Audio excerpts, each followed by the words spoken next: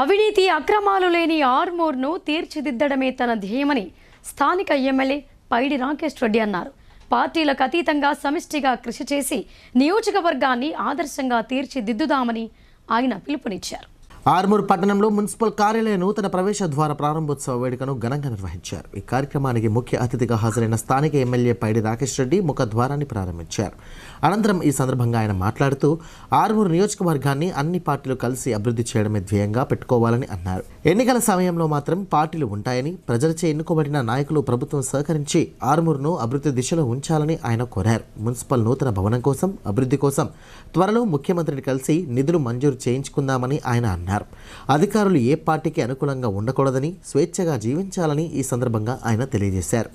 అక్రమాలకు పాల్పడిన వారిని ప్రశ్నించే వ్యక్తిత్వం ఉండాలని ఆయన హితవు పలికారు. ఈ కార్యక్రమంలో municipal chairman Vannel Devi Lavanya Srinivas, vice chairman Munna, municipal commissioner Raju, BJP, Congress నాయకులు, కార్యకర్తలు తదితరులు పాల్గొన్నారు.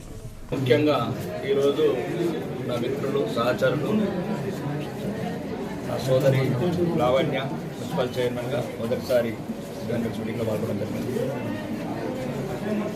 కౌన్సిలర్లు కూడా ఒక అపూర్వ స్వాగతం పలికారు. ఇక్కడ పార్టీలకు అతీతంగా ఈ ఐక్యత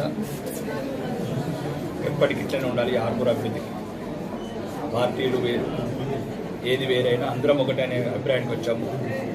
ఆర్మూర్ అభివృద్ధి ముఖ్యం. అవినీతి లేని ఆర్మూర్